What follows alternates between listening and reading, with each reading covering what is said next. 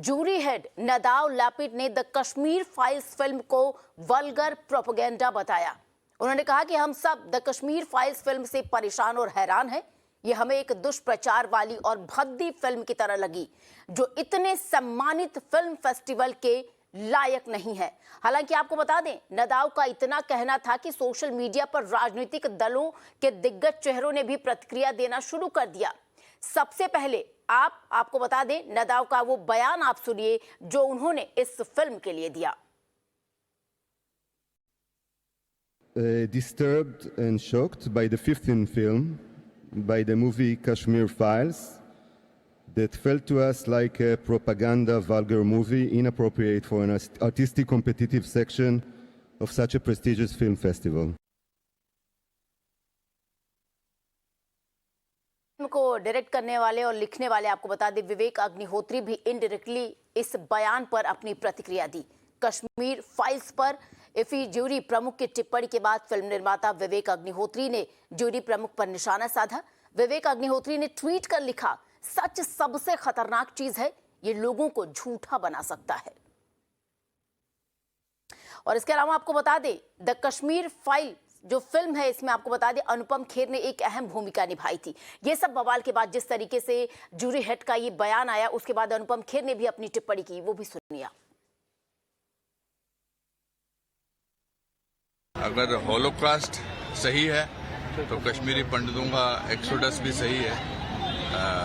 ये एक pre plan मुझे लगता है, मैं जितना ज़्यादा जानता नहीं, ऐसा प्री प्लान लगता है कि प्लानिंग किया गया है। बिकॉज उसके बाद इमीडिएटली टूल किट गैंग जो है वो सक्रिय हो गया और मुझे एक्सपेक्ट नहीं कर रहा था आप लोग यहाँ होंगे, because but it's shameful for him to make a statement like this. और भारत में इजराइल के राजदूत नोर गिलोन ने लैपिड के बयान को शर्मनाक बताते हुए कहा है कि तुम्हें शर्म आनी चाहिए। उन्होंने कहा, भारतीय संस्कृति में कहा जाता है कि अतिथि देवो भव, यानी अतिथि भगवान के समान होता है। आपने जजेस के पैनल की अध्यक्षता करने के भारतीय निमंत्रण का सबसे खराब तरीके से दुरुपयोग किया है।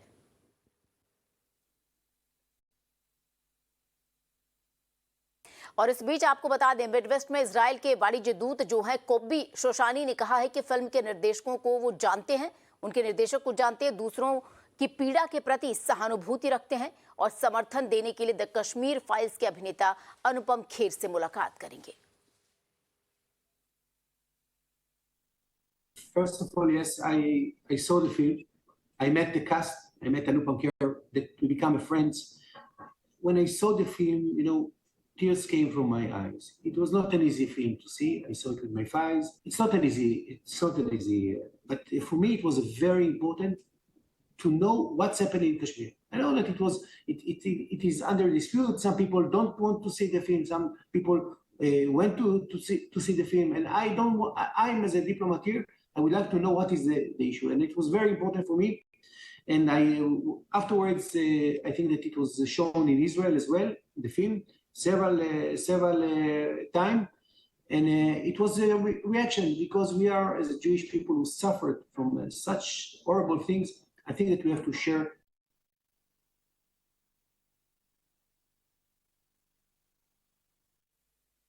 और आपको बता दें, फिल्म द कश्मीर फाइल्स पर इफी जूरी प्रमुख की टिप्पणी के बाद बयानबाजी भी जोर पर है।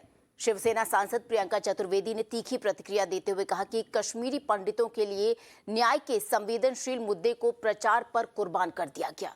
कश्मीरी पंडितों को अब भी इंसाफ का इंतजार है। हालांकि जम्मू कश्मीर के पूर्व डिप्टी सीएम का कहना है कि इसमें इस्लामिक टेरर एंगल हो सकता है। वहीं कांग्रेस नेता सुप्रिया श्रीनेट का कहना है कि नफरत का नारा दिया जाता रहा है।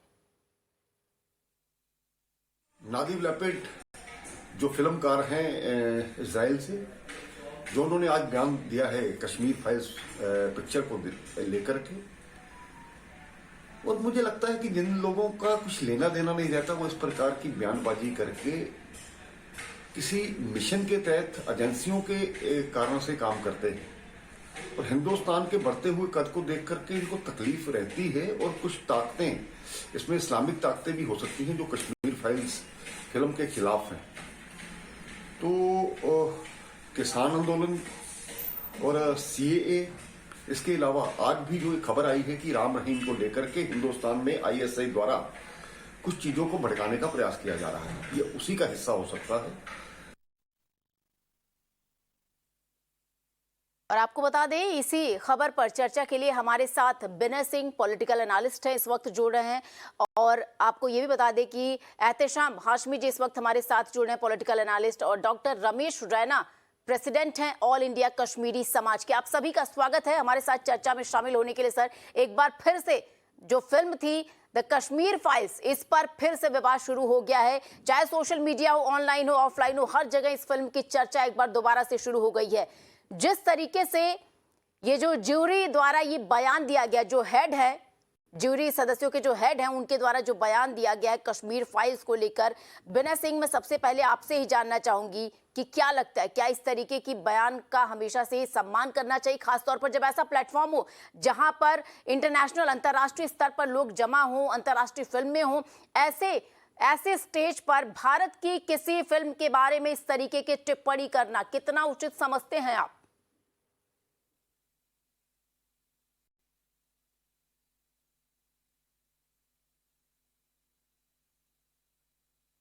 जी विनय जी, आप खुद को अनम्यूट करेंगे? माफ कीजिएगा। जी। नदाव लैपिड ने जो कहा है उसको लेकर के भारत में क्या प्रतिक्रिया है, इस बात को थोड़ी देर के लिए छोड़ दीजिए। लैपिड के कहने के बाद इजराइल में क्या प्रतिक्रिया हुई है, वो जिस समाज से आते हैं, जीव समाज से हैं, उसमें क्या प्रतिक्रिया हुई है, गौर करने वाली बात है। नदाव लैपिड खुद अलग थलग हैं, उनके समाज के लोग, उनके देश के लोग ही उनके ऊपर लानत कस रहे हैं। दूसरी बात यह है कि देखिए, कश्मीरी पंडितों के साथ जो हुआ और जो ज्यूज के साथ हुआ, वो बहुत समानता है उसमें।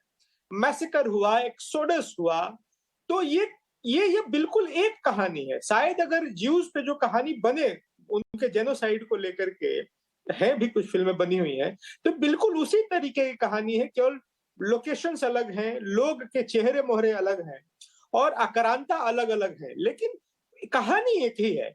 तो इतना इंसेंसिटिव हो जाना, और वो भी एक ऐसे समाज से आता जो खुद ही इस समाज की तरह, कश्मीरी पंडितों की तरफ प्रताड़ित है, तो मुझे लगता है कि ये मामला कुछ और है।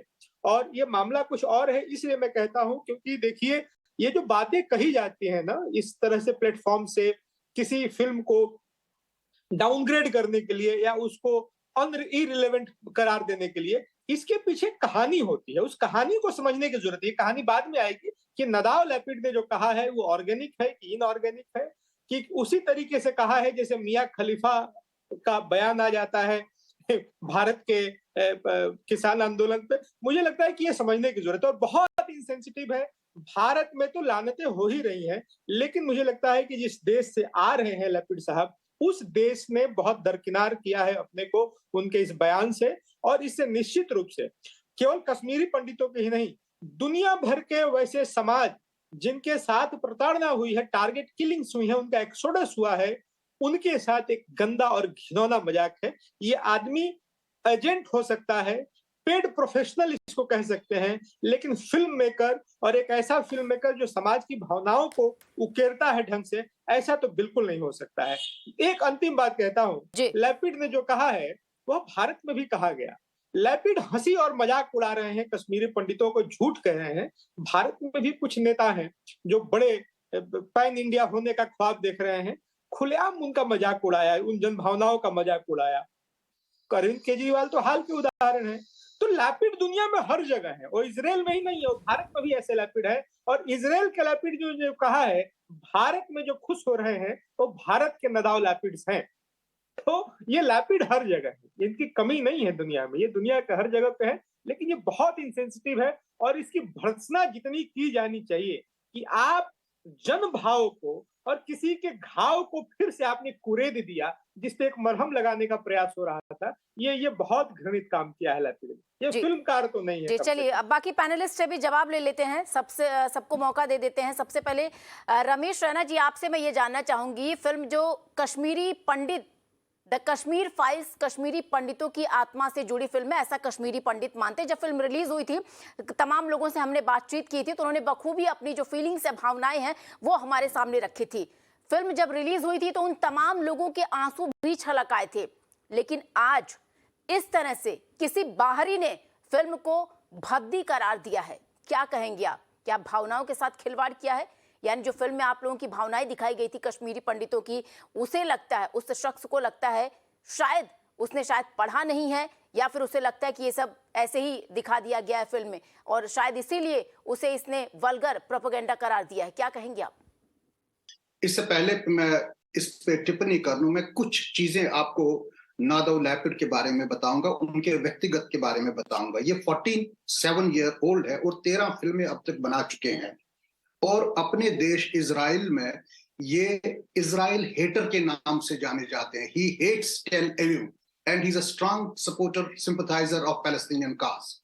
इन्होंने 2019 में एक फिल्म बनाई थी जिसका नाम था सिनोनिम्स और जिसको 69th गोल्डन बियर अवार्ड मिला था बर्लिन इंटरनेशनल फिल्म फेस्टिवल में।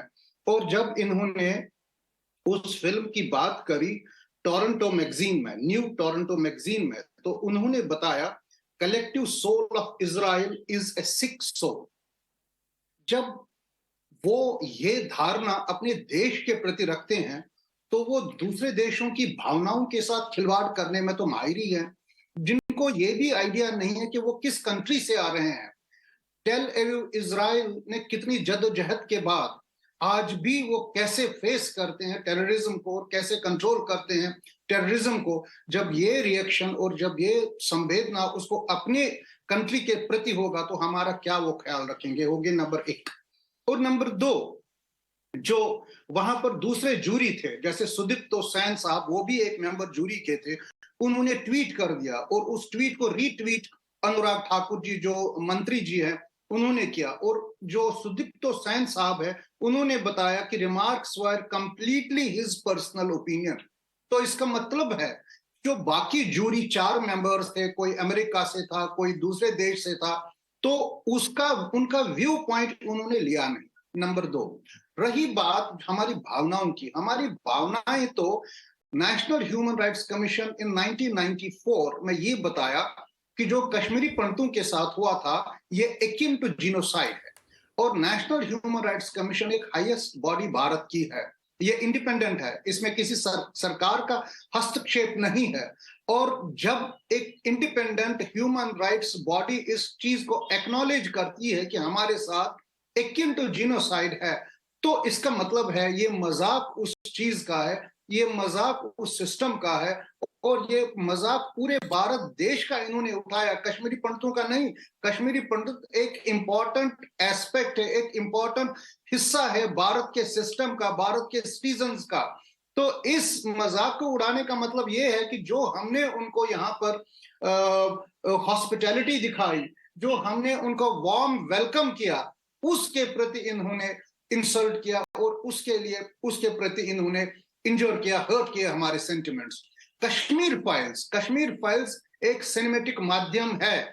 कश्मीरी पंडित के पास पिछले 32 साल से कोई ऐसा माध्यम नहीं था जिसके थ्रू वो अपना दर्द दर्शाए, लोगों को बताए कि हमारे साथ क्या हुआ। अब यही देख लीजिए आप, हैदर फिल्म लगभग उसी दौरान बनी है जब हमारी कश्मीरी पंडित का एक्सोडस हुआ वहां से। हैदर फिल्म में टेररिज्म को रोमांटिसाइज किया गया है।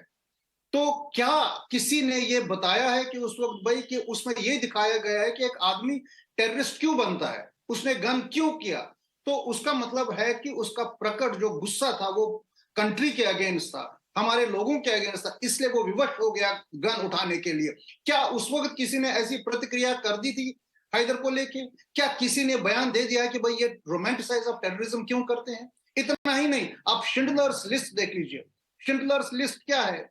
शिंडलर्स लिस्ट एक नाजी एट्रोसिटी पे बनी हुई फिल्म है जिसने बिलियंस ऑफ डॉलर्स कमाए, लेकिन एक हकीकत को बयां किया। आज की जनरेशन को पता नहीं है कि वहां पर क्या नाजी हॉलोकॉस्ट हुआ था।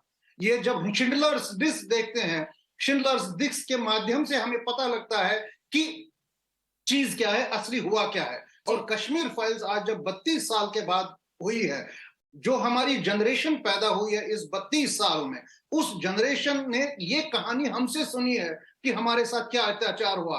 और जब कश्मीर फाइल में एक एक्चुअल सिचुएशन को, एक्चुअलिटी को, हालांकि ये पूरी एक्चुअलिटी तो नहीं है, ये मुश्किल से 5 या 10% वहां पर दर्शाया गया है। अगर ये टोटल हकीकत बनाए तो ये सारी फिल्म को ही बता दें कि साहब ये गलत है, ये गलत चीज पर आधारित है। मैं बिल्कुल इत्तेफाक करता हूं जो मेरे पहले प्रवक्ता थे, जो उन्होंने बताया कि ये एक किसी बड़े चीज की साजिश रमेश है। जी, मैं आपको यहाँ पर रोकना चाहूंगी, सीधे ले चलते हैं हमारे सहयोगी प्रदीप दत्ता के पास, जहां पर कुछ कश्मीरी लोग हैं जो इस पूरे विवाद के बाद विरोध प्रदर्शन कर रहे हैं। क्या कुछ कहना उनका, सुन लेते हैं। So their pain is being insulted, their tragedy is being ridiculed, their trauma is being mocked. And that's one of the reasons why they had been targeted, because of the faith they were Hindus. The story of horror that started in the 90s is continuing even today. Even today you will find them on streets, even today you will find. And what you really want, you want the heads to roll in this regard? Regarding this comment? Yes. This is absolutely disgusting, the way they are commenting on the tragedy of Kashmiri Pandits. We are actually witness to all those events that are shown in that movie. That movie is 100% true. We have gone through the trauma, that tragedy in 1990 when 500,000 Kashmiri Pandits were thrown out of Kashmir. It's a genocide. It's ethnic cleansing. On the basis of genocide, they were thrown. I think the filmmaker need to see the pain in their eyes. They need to see the even after 32 years, the tears have not dried. They're suffering. They're living in home, away from home. It's really, in fact, a very insensitive statement coming from the side. That's one of the reasons that you'll find them protesting, raising slogans, That is what they had been doing. They said that that time also civil society was silent. There were propagandists who were not raising their voice. They wanted their story to be buried. And now when the story is being told, so they're...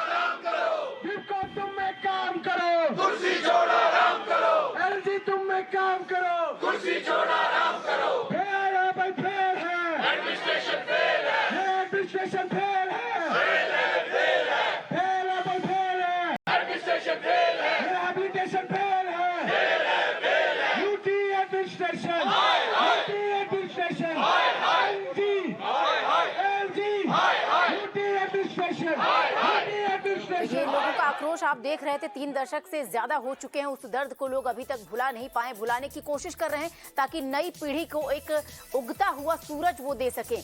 और इसी खबर पर, इसी दर्द को एक बार फिर से उकेर दिया है, दर्द पर नमक छिड़कने का काम किया, जिस तरीके से नदाव ने अपना ये बयान दिया है। हमारे साथ एहतशाम जी भी जुड़े हैं। एहतशाम जी, आज जिस तरीके से सोशल मीडिया पर हमने देखा कांग्रेस के तमाम नेताओं के जो ट्वीट थे, ऐसा लगा जैसे उनके मन में जो दबी खुची बातें रह गई थी, वो नदाव के जो उन्होंने प्रतिक्रिया दी उससे उसको एक उछाल मिल गया। भर भर के सोशल मीडिया पर प्रतिक्रियाएं आ रही हैं।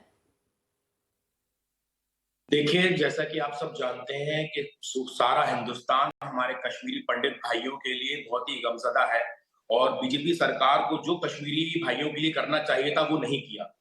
आप कश्मीरी पंडित भाइयों की बात करें, चाहे हमारे मुस्लिम भाइयों की बात करें, करीब 14-15 हजार सिविलियंस की डेथ कश्मीर में हो चुकी है, लेकिन उस मुद्दे को सच्चाई से उठाने के बजाय अनुपम खेर, विवेक अग्निहोत्री और पल्लवी जोशी ने जो घिनौना काम किया है, उसके लिए देशवासी उन्हें कभी माफ नहीं करेंगे। यानी ये फिल्म बनाकर घिनौना, नहीं, मेरे सवाल का जवाब दीजिए सर। सुनिए, यानी ये जो फिल्म बनी है, जिसको तमाम कश्मीरी पंडित कह रहे हैं कि महज, सुनिए, जो ये फिल्म बनी है, कश्मीरी पंडितों का कहना है कि महज 5 से 10% तक सच्चाई इसमें दिखाई गई है, और आप कह रहे हैं कि बस एक ऐसे ही करके फिल्म को बना दिया है। कैसी बातें कर रहे हैं? आपको मैं 2 नाम बता, पॉलिटिक्स को थोड़ा दूर रखिए ना, अरे थोड़ा दूर तो रखिए पॉलिटिक्स को सर। आप क्या कहना चाहते हैं? 3 दशक पहले जो कुछ कश्मीर में हुआ, कश्मीरी पंडितों के साथ हुआ, वो सब जस्ट ऐसे ही था, यूं ही था, फिल्म ऐसे ही बना दी गई। इज्जत से बात करिए और तमीज से बात करिए। मेरी 1 मिनट मेरी बात सुन लीजिए। आप लोग बीच में मत करिए। आप सड़क छाप गुंडे की तरह मत बात करिए।